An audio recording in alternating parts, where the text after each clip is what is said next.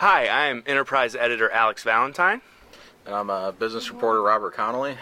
And we are going to talk about our Countdown to Legalization series. So before I jump into kind of what it is and why we felt like this was a necessary project to do, first, if you have questions about the upcoming legalization of recreational marijuana in Illinois on Wednesday, please drop them in the comments below. We'll give a quick rundown. We're on day 3 of our series now. So we'll give a quick rundown of what we've done so far and what's still to come. And as questions pop up, please drop them in the comments and we will get to as many of them as we can. So we started out, our thought was, the Quad Cities is kind of in a unique position when marijuana is legalized in Illinois on January 1. It's a bi-state community where population is split fairly evenly on each side. So come January 1, possession of marijuana is going to be legal on one side of the river for half of our residents and illegal for the other. So that presents a whole lot of questions and challenges, and there's going to be some confusion early on. So on Christmas Eve, we launched a week-long series called the Countdown to Legalization. And so for every day leading up to next Wednesday, which is the January 1 legalization date, we're tackling marijuana from a different angle, including law enforcement, college campuses, FAQs, a bunch of different angles. So we started things off with FAQs, and those were just essentially, where can I smoke? How much can I buy? Can my employer still drug test me? Some of those questions that popped up over and over again as Robert was reporting some of this stuff out. Day 2 was a column from Barb Ickes, and that was essentially, what made public opinion shift so fast on marijuana. It wasn't long ago that the majority of people seemed to be against pot, and now it's being legalized in states across the U.S. She also tackled some of the things that we had been told over the years about marijuana that don't really add up to what we know today. And then today's story, which I'll hand over to Robert to talk about, is what the college angle is here in the Quad Cities and across Iowa and Illinois. Yeah, so I reached out to the area colleges and Western Illinois University with their campuses in Macomb and up here in the Quad Cities are the only local college that's having conversations about, what would a major or minor or at least a couple classes put together look like for either a, dispensary agent or grower, what kind of those different potential course offerings would look like.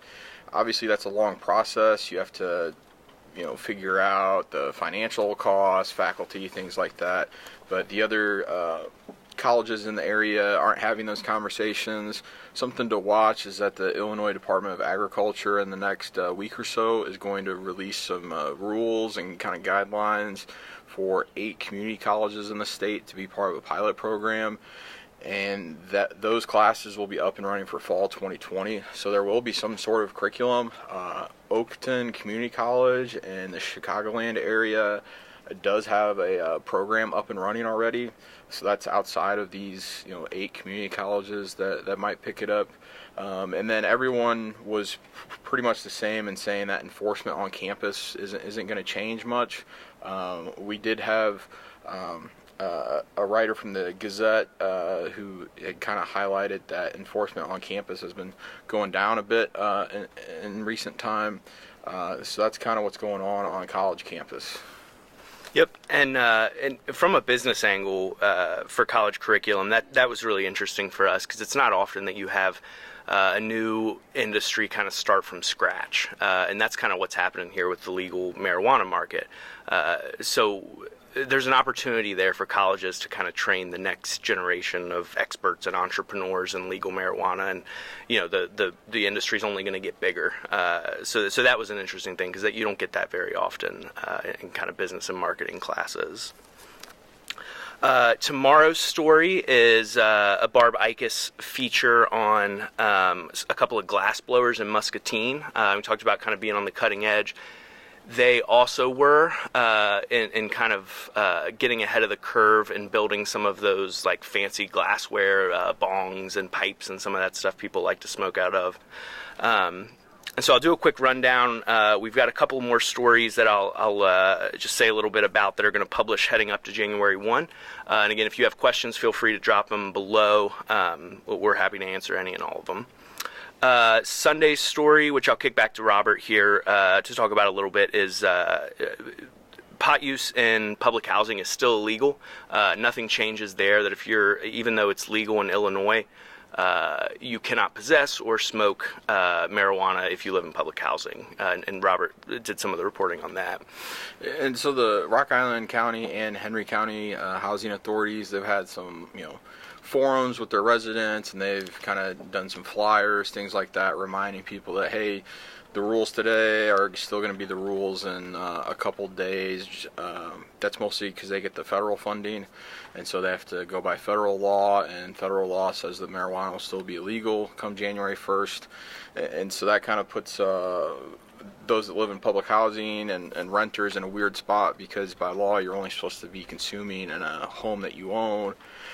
And so there's some concern about public consumption, and you're not supposed to consume in a vehicle in public if you're a renter. So there are kind of some limited options come January 1st, but January 1st is fast approaching. Yep. And then on Monday, which is December 30th, we'll have the law enforcement angle. And kind of the essential question there is law enforcement any closer to a DUI equivalent that can test if you are actively driving high?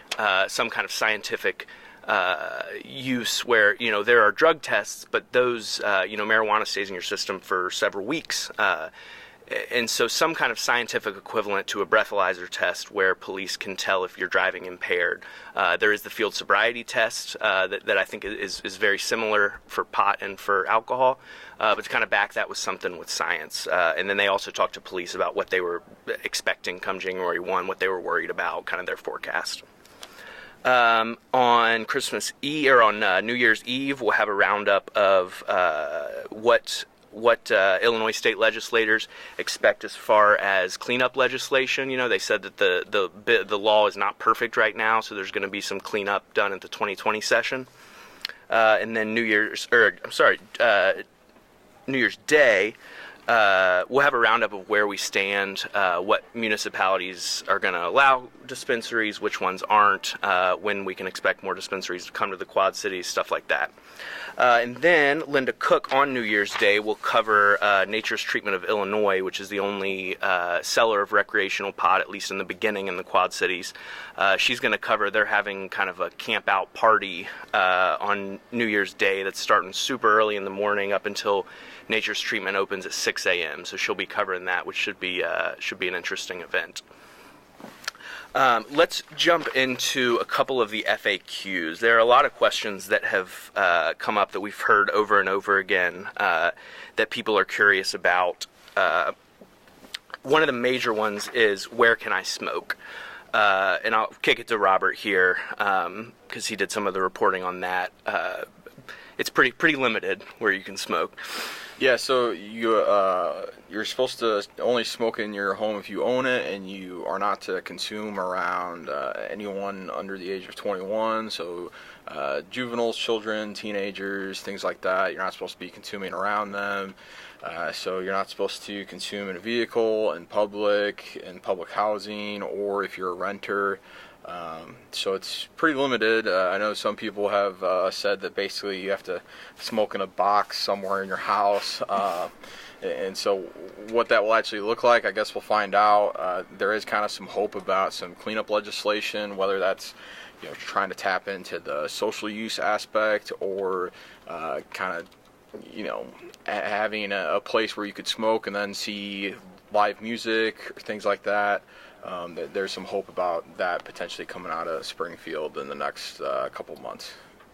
And one of the major things that people should be aware of is that there's a massive supply shortage right now in Illinois. So come January 1, there's not going to be flower marijuana, which is like the traditional, the buds that you think of that you kind of break up and roll or smoke in a pipe or whatever. That's not going to be available for recreational users here in the Quad Cities. Illinois law states that dispensaries must serve their medicinal patients first. So that's where that bud is going to go, and that'll leave like edibles and oils and some of the other products. That'll leave that for the recreational users. Robert, if you want to talk a little bit about kind of the timeline that they're working on and how long they expect that shortage to persist. So the belief is that hopefully the supply issues are sorted out by February. So we'll probably have a couple weeks of some supply issues. Michigan sold out on their first day, and some people believe that will happen in Illinois as well. And so what happened was, the bill was signed at the end of June, and none of the cultivators were given a recreational license to grow for several weeks. And so not every cultivator got up and running with its recreational license. In the state of Illinois, it's seed to sale, so it's not like you just have a warehouse full of marijuana plants. There are ones designated for medical and ones designated for recreational. And so it's going to take a couple weeks to catch up because we are dealing with a plant. It has to have sunlight, and it has to have darkness, and it has to have time to mature and grow. And so the hope is that by February we kind of get back online. The interesting thing about the supply issue is that it's kind of a double-edged sword in that the supply issue is happening right now because so many people have added on to the medical program, but it's also helping people get relief. Chronic pain was added this year. In December of 2018, there were 40-some thousand people that were in the medical program in the state of Illinois. Now that's above 90,000. So it doubled this year. PTSD is another condition that has a lot of users. There's also the pilot program for opioid alternatives, people that don't want to use pain pills, whether that's because they have a loved one affected by the opioid epidemic, or they just don't want to even be tempted or get on that road. They can, instead have a medical card for a couple weeks or maybe 7 to 10 days.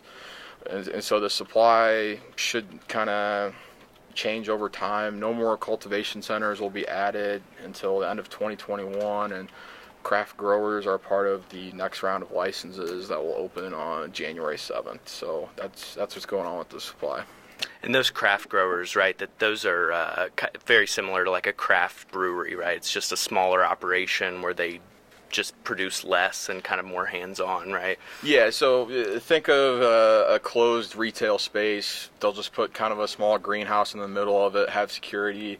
I kind of keep thinking of closed Blockbusters, even though I think most Blockbusters have been occupied by now. I think the old... I think there was a Hollywood Video that's now a Verizon store in Rock Island. I was kind of thinking of that in my mind. So yeah, those kind of 1,000 to 4,000 square feet. So kind of your typical phone stores, kind of that kind of area. Obviously, those businesses are zoned in each municipality. So if you, I know East Moline had an interactive map where they had color coding for where certain businesses could operate. And so those licenses will be handed out in July. So you might start seeing some craft grow results sold, if there are any locally up here, probably sometime in the fall. But it is kind of, it'll be, you kind of think about, your Bent River beer, things like that at the grocery store. This will just be, somebody's grow at the local dispensary. So yep. And then another major question we got is whether employers can still drug test you, especially if you work on the Illinois side where it's legal there. I'll kick it to Robert here to explain it a little more in depth, but the short answer is yes, that it's up to the company.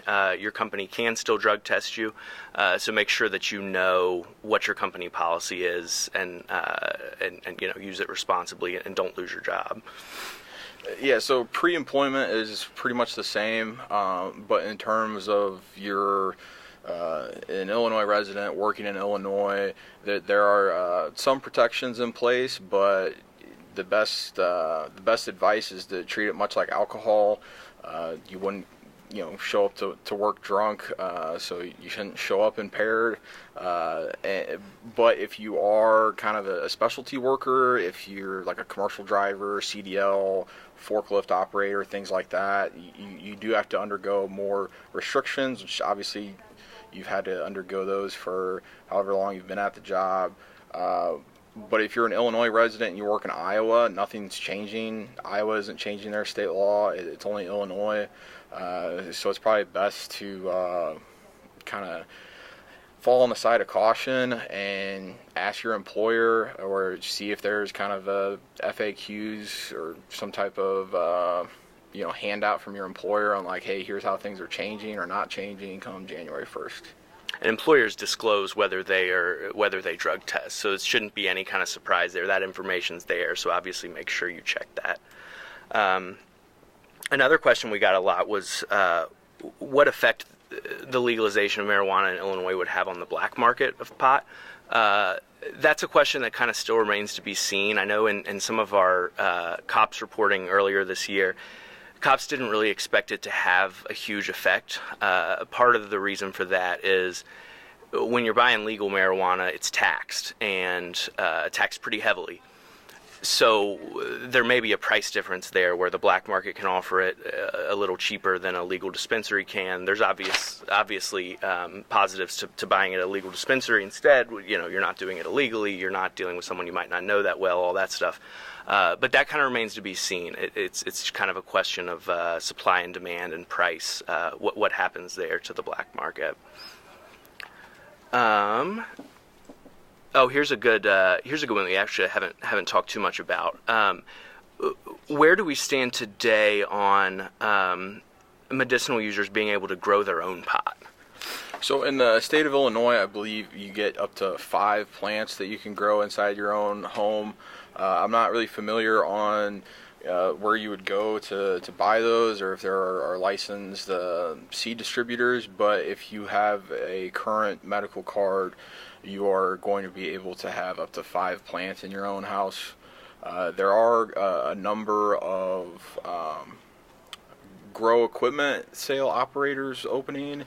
I think one just opened in Moline last week, and so that's kind of something to watch as the price tags for some of these licenses in the marijuana business field that's emerging are a bit pricey. Some of the people that are opening up shop are selling lights and things like that to help out with smaller grow operations. So that's kind of what's going on with home grow plants. Recreational users, there had been some talk about having a homegrown component, but that was taken out before the bill was signed in June. Whether or not that's revisited in the next session down in Springfield remains to be seen, but that's something to keep in mind, is that just because what the laws are on January 1st, that's not permanent. This is going to be a very fluid situation. I would expect, every couple months there might be some type of new twist or turn. Other states have revisited their laws after 5 years, after a year. It's just something that, much like gas taxes and speed limits and things like that, these things just kind of keep being revisited. Mm-hmm. And that is a key point, that this was a really quick process from Governor Pritzker's election to legalization. It's come really fast for Illinois. And so legislators know that this is not quite a finished product yet. There's going to be cleanup legislation coming, and even after that, it's going to be continued to be cleaned up. So not a finished product yet. But as it stands now, right, so in Illinois residents, and this is assuming that flower will eventually be available for people. Because again, in the beginning, there's a major supply shortage, and recreational users are just not going to be able to buy that traditional bud. But Illinois residents can buy up to 30 grams. Out-of-state residents, such as Iowans, can buy up to 15 grams. But again, you can't take that then back with you to Iowa because it's still illegal there. Here we got a question. Will the potency differ from medicinal to recreational? What would be the positives to keep the card at $100 a year? In the short term, medicinal is going to be the only ones getting flower, right? So that's the only way that you're going to get that. So that would be one advantage. As far as potency, I'm not really sure if they've been super clear on what the differences there would be. Do you know? I know that the taxes go up at a certain potency level. I think it's above 20% maybe the taxes increase on it. So that's kind of where it's kind of hard to compete with the black market when that kind of starts to come into play, because if you had plenty of supply, you'd be able to theoretically lower the price and things like that and maybe flush out the black market. But on the other hand, you've got a lot of taxes, and so I would expect the black market to linger around quite a bit. But in terms of your specific question on potency, maybe that's something that we can get a story on in the near future. Yeah, my understanding is they haven't set like a specific, like, this percent THC is for medicinal, this is the max percent for recreational or anything like that. Well, I guess that's kind of more an Iowa thing, because they do have that cap on the percent. True. In Iowa. Illinois, there really hasn't been kind of those talks that I know of, but I'm sure that we can, just because we have this ongoing series and January 1st comes, I mean, this is going to be something that we're going to be spending time on over the coming months, just because this is going to be such an evolving thing, and issues or solutions are going to be coming up as we kind of go through this. So if we haven't covered something, just feel free to send us an email like, hey, why don't you guys write about this or whatever. That's always something that, we're always looking for story tips and things like that. So just kind of continue to be engaged. Yep. One of the other questions that we got a lot, Robert, if you want to talk a little bit about, is how local government will share in the sales from this, right? So if I run Milan or Silvis or some city in the Illinois Quad Cities, what's the advantage for me to allow a dispensary in my community? So the way it worked was local municipalities either had to opt in or opt out. And so once you opted in, you said, hey, we're going to allow marijuana businesses to come in. At that point, local municipalities set zoning, so this is where these businesses can operate. And then almost all of them, once they got to that point, enacted the maximum 3% local sales tax. There's an additional tax on top of that for the county. And a lot of these municipalities outside of Milan, they're not going to have a recreational dispensary right away. Milan's taking a wait-and-see approach, so they didn't necessarily budget for $100,000 or whatever. And some municipalities also said, hey, we're going to set this aside for general fund, we're going to set this aside for law enforcement, we're going to set this aside for roads. I think come June, July, we're going to have a pretty good idea of what 3% local sales tax means for Milan, whether that's hundreds of thousands, tens of thousands, just thousands. But we should know in the next couple months, where's that money going to go? Is it just going to go to fill general fund deficits, or maybe help out with pensions or road work, things like that? And there will be another dispensary added in the metropolitan area up here. Another one will be added for Rock Island, Mercer, and Henry counties. The thinking is that it'll probably end up here in the Quad Cities, probably Rock Island, Moline, East Moline, one of those areas. And maybe once another dispensary is added, we kind of get a better feel for the local impact in terms of revenue. Obviously, there have been building permits and things like that for additions, whether it be the Green Thumb Industries Cultivation Center in Rock Island, or it's Nature's Treatment of Illinois and Milan expanding their building. I mean, it was more than $4,000 for the building permit there. So, I mean, there is some local money starting to flow in. Mm-hmm. One of real quick, and we'll wrap up here soon. Just a couple of other things we wanted to hit on. One of the other FAQs that Matt Enright covered for us on the first day of this project was, if you are just now taking up smoking, is it safe? How much is too much? Some questions like that. How do I know that what I'm buying is what I think it is, and how do I know that I don't overdo how much I use. The comparison to alcohol here is kind of similar, but not quite the same, because everybody reacts differently to THC. The suggestion that he got from doctors who prescribe medicinal pot is to take it slow. Starting with like 2% THC, 3% THC, 2 or 3 milligrams of edibles at a time. Essentially, just be careful with it and start slow, start low. And then we'll do a real quick rundown of if some people are just now tuning in, a couple of things that you kind of need to know ahead of Wednesday's legalization. And again, the entire series is on QCTimes.com and QCOnline.com. We'll be publishing a story every day through January 2nd, and then there will be more stories coming out along the way after that. Can I still get in trouble for having it in Iowa? Yes. Can my employer still drug test me? Yes. Let's see, will it cost more than it does on the street? Hard to say yet. The market's going to determine that. And then if you go to Nature's Treatment of Illinois on January 1, it opens at 6 a.m. How can you pay for it? It's cash only, and you need an ID to buy anything. But again, flowers aren't going to be available starting then because of the supply shortage.